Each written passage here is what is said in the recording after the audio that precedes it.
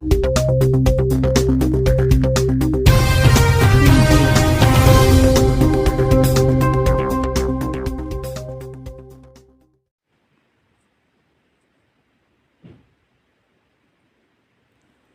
friends, welcome back to our YouTube channel. Hope you all are fine. In previous video we talked about Epicurean's ethical teaching, and in today's video we are going to talk about Stoics ethical teaching. Let's start our topic.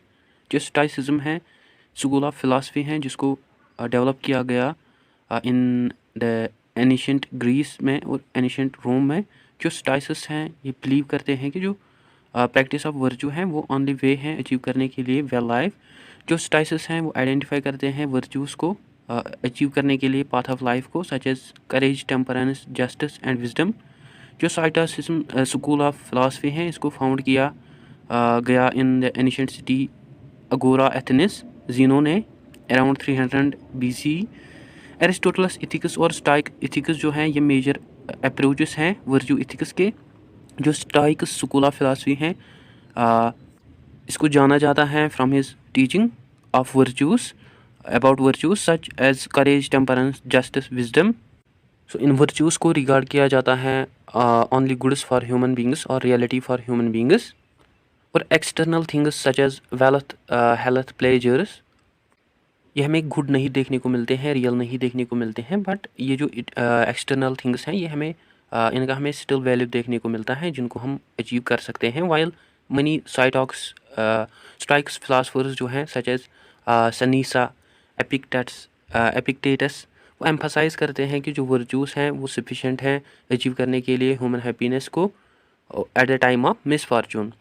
दस जो Stoics हैं वो also believe करते हैं कि certain destructive emotions मतलब emotions की वजह से डिस्ट्रक्टिव इमोशंस की वजह से हमारी जजमेंट्स में एरर आ सकते हैं। थ्रू वर्चूज़ हम मेंटेन कर सकते हैं विल को इन अकॉर्डेंस विद नेचर।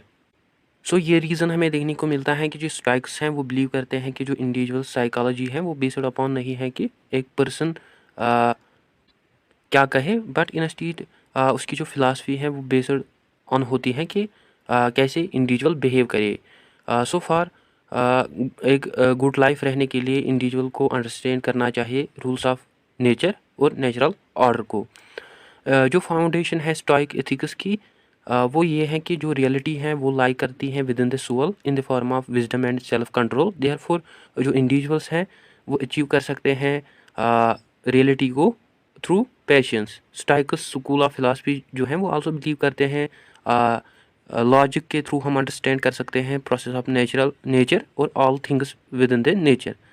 जो स्टोइक्स हैं वो यूज़ करते हैं वर्ड पैथोस डिस्कस करने के लिए कॉमन इमोशंस को such as anger, fear and joy. जो वर्ड पैथोस है ये टर्म है जो कि इंडिकेट करती हैं जिसका मतलब है suffering. Due to the pathos means anger, fear, joy जो पैशन है वो डिस्टर्ब हो सकता है, मिसलीड हो सकता है, ड्यू टू विच जो इंडिविजुअल हैं वो फेल हो सकते हैं रीज़न करने में correctly. For the stoic school of philosophy जो पैशंस और जजमेंट्स हैं जिनके जो कि पर्सनस एक्सपीरियंसेस करते हैं, अगर पर्सन इनको इनकरेक्टली एक्सपीरियंस करे देन उनके जजमेंट्स में मतलब फॉल्ट आकर हो सकता है। और सिमिलरली अगर वो करेक्ट जजमेंट्स क्रिएट करे जिसकी वजह से हमें डिलाइट, प्लेजर देखने को मिलती है अमंग इंडिविजुअल्स। और जो रॉन्ग जजमेंट्स हैं उसकी वजह से हमें डिस्ट्रेस, फियर देखने को मिलता है at about the present and for the future. जो आइडियल स्टोइक्स हैं वो मेजर करते हैं थिंग्स को फ्रॉम द प्रेजेंट वैल्यू और बिलीव करते हैं कि जो पेशेंस हैं वो हमें नेचुरल नहीं देखने को मिलते हैं। जहाँ पे जो इवल पेशेंस हैं उनकी वजह से फियर आ सकता है, और जो गुड पेशेंस हैं वो एक मतलब पर्सन को हैप्पीनेस ब्रिंग कर सकते हैं। सो जिसकी वजह से बाकी लोग आपको हार्म नहीं कर सकते। जो स्टोइक स्कूल ऑफ फिलासफी हैं वो अरेंज करते हैं पेशेंस को into the 4 headings: distress, pleasure, fear and lust को। एमंग विच जो डिस्ट्रेस हैं वो रिस्पॉन्सिबल होती है, वो रिस्पॉन्सिबल ओपिनियन होती है ड्यू टू विच जो पीपल हैं वो डिप्रेस हो सकते हैं such as envy, rivalry, jealousy, compassion, anxiety, mourning, sadness, trouble, grief etcetera.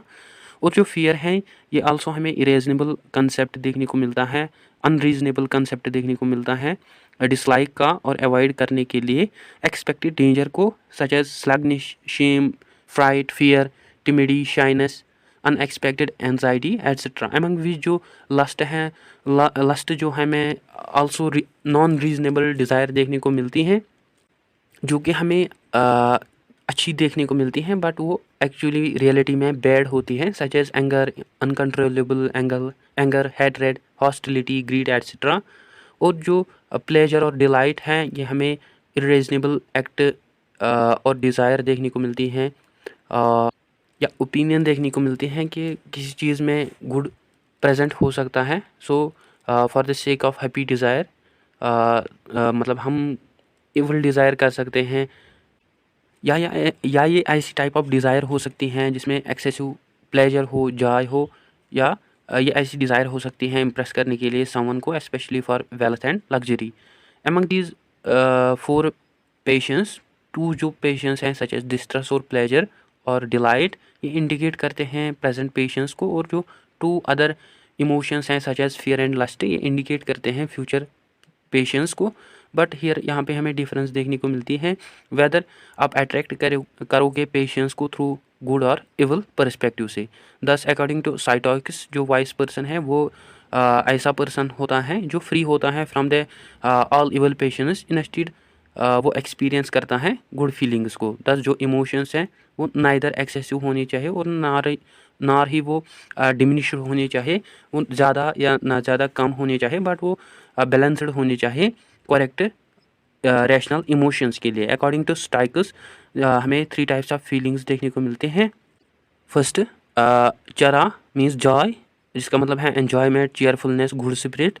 और सेकंड ब्लॉसियस विश मीन्स जिसका मतलब good intent, good willing, love, welcoming, cherishing. और इलोबिया मीन्स कॉटियन, इंक्लूडिंग इसमें आता है मॉरल शेप या मॉरल शेम या respect. Thus according to साइटोसिस अगर कुछ एग्जिस्ट करता है वो है गुड वर्कर्स और गुड पेशेंस और good desires then becoming wise person. So ये जो गुड पेशेंस, वर्कर्स, डिज़ायर्स हैं इसे हमें अपलिफ्टमेंट देखने को मिलता है। सुअल जॉय मीन्स चरा का। अबाउट सुसाइड जो साइटोसिस हैं वो बिलीव करते हैं कि जो इंडिविजुअल्स हैं वो कमिट कर सकते हैं सुसाइड को, मतलब वो कमिट कर सकते हैं सुसाइड अपने आप को बचाने के लिए एक वर्चुअस लाइफ रहने मतलब से। सो जो इंडिविजुअल्स आल्सो कमेंट कर सकते हैं सुसाइड को जब वो विक्टिम्स होंगे किसी पेन या डिजीज़ के। अदरवाइज जो सुसाइड हैं ये हमें एक रिजेक्शन देखने को मिलता है, एक्ट ऑफ रिजेक्ट करना one social duties. So about love and sexuality जो अर्लियर स्टोइक्स हैं और लेटर स्टोइक्स हैं वो डिफरेंट व्यूज़ देते हैं about the sexuality, romantic love and sexual relationships. जो अर्लियर स्टोइक्स हैं सच एज ज़ीनो, वो फर्स्ट इंट्रोड्यूस करते हैं concept of state ruled that is ruled by love not by law, जहाँ पे मैरिज को एबॉलिश किया गया। बहुत बॉयज़ एंड गर्ल्स प्रैक्टिस करते थे सेक्सुअल एक्साइटमेंट्स को, और उसने आल्सो इंट्रोड्यूस किया concept of same sexual relationships positively. Zeno जो हैं वो आल्सो प्रेफरेंस देते हैं लव एंड डिज़ायर को, और वो बिलीव करते थे कि जो गोल ऑफ सेक्सुअलिटी है वो है वर्चू और फ्रेंडशिप। लेटर जो स्टोइक्स हैं वो सच एज एपिक्टेटस वो मेंशन करते हैं both homo and heterosexual relationships को। हाउएवर बोथ जो अर्लियर और लेटर स्टोइक्स हैं वो हमें एडवांस्ड देखने को मिलते हैं towards the passion of sexuality. वो हॉस्टाइल नहीं है होते मतलब थे towards the sexual relationships also, thus they both promote sexual relationships और वो बहुत प्रेफरेंस देते थे लव और डिज़ायर्स को। सो गाइस ये था आज का हमारा टॉपिक। आई होप आपको अच्छे से क्लियर हुआ होगा। Don't forget to share, like and subscribe to discipline talk channel. Thank you for watching.